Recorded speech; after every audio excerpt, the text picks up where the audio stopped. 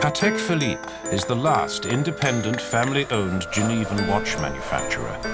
Its name is composed of the names of the two founders, Antoine Norbert de Patek and Jean-Adrien Philippe. And this is their story.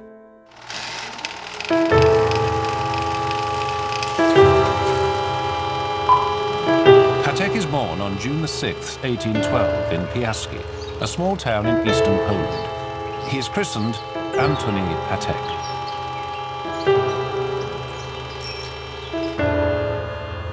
In 1828, just before his 16th birthday, he enlists with the Polish cavalry. He is assigned to the 1st Mounted Rifles Regiment in Warsaw. On January the 25th, 1831, the Sejm deposes Nicholas I and declares Poland's independence. Patek is promoted to sub-lieutenant of the cavalry brigade. Patek is one of more than 10,000 insurgents and many patriots who choose exile. It is the great emigration towards the West, especially into France. Fleeing through the German states, the Polish exiles are supported by refugee committees. In 1832, Patek is in charge of one of these committees in Bamberg. Patek follows the exodus into France. He takes up residence in Cahors and later in Amiens, where he works as a typographer. Quite likely he lives in Paris as well. In 1833, Patek travels to Switzerland. He officially registers in Versoix in 1835. In 1839, Patek establishes the Patek Chapek manufacture on Quai de Berg 15 as a 3-person partnership limited in duration to 6 years. Also in 1839, Patek weds the niece of Moreau. He is naturalized in Geneva and becomes a citizen of Versoix in 1843. Philippe is born on April 16, 1815 in La Bazoche-Gouet, in the department Eure-et-Loire.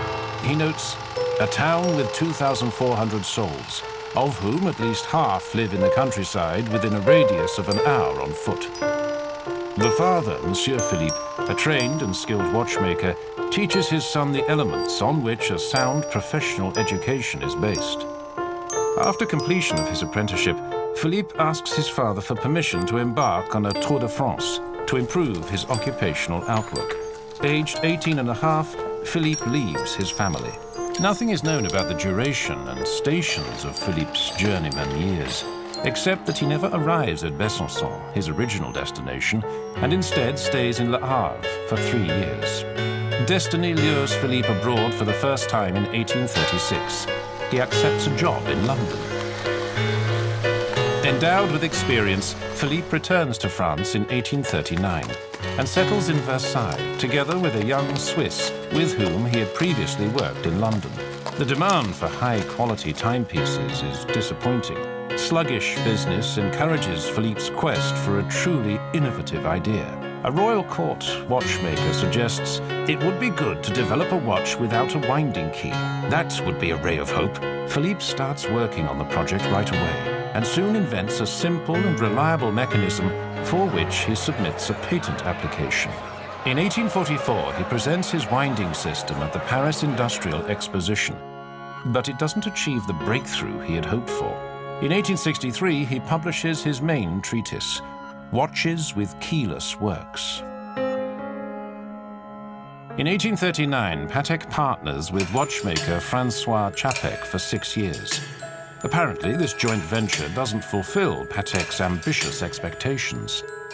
His encounter with Philippe coincides with the point in time when the partnership is to be renewed or terminated. In 1844, Patek aims to recruit a good watchmaker. He travels to Paris and learns about Philippe's invention at the French Industrial Exposition. Patek invites Philippe to Geneva as a replacement for Chapek. This is the letter that Philippe receives in Paris on April the 9th, 1845. Monsieur, you no doubt received my letter yesterday.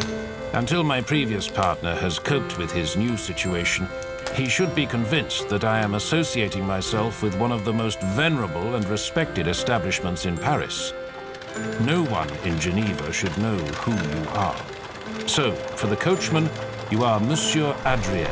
Disembark at the gates of Geneva and enter the city through the main gate or across the small suspension bridge. Do not pretend to be a voyager. Go directly to Madame Patek, Quai de Berg, number 15 on the first floor, and announce yourself as Monsieur Adrien. Until then, stay in good health, come quickly. I shake your hand.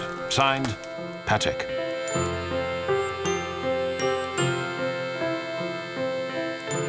Geneva is frequented by many Polish and Russian families that find appeal in Patek's affable and agreeable manners. Philippe is in charge of provisioning the watches that have been ordered, the completion of all watches in the production phase, the creation of new timepiece types, and the pursuit of his invention, the keyless winding works.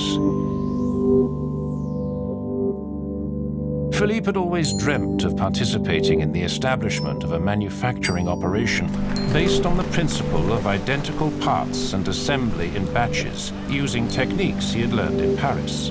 Patek quickly realizes that the survival of the company depended on his international clientele. Business trips are instrumental in consolidating the reputation of a watch manufacturer.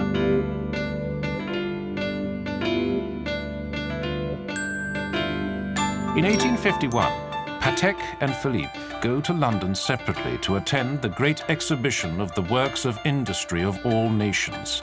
At the event, Queen Victoria purchases 2 watches, one for herself and one for Albert.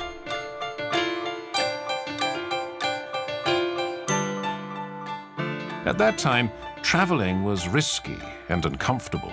The tribulations of travel are beginning. I should be in London already, but have heard that the vessel was requisitioned by the British government.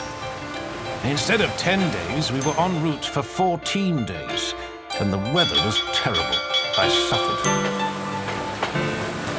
For the first time in years, I was starving because we were held up in the midst of a forest by the derailed locomotive of an oncoming train. This trip would enable him to increase the number of commissions. He returns home with a reassuring order from Tiffany for 130 watches. Patek arrives in Geneva, afflicted with rheumatism in all extremities.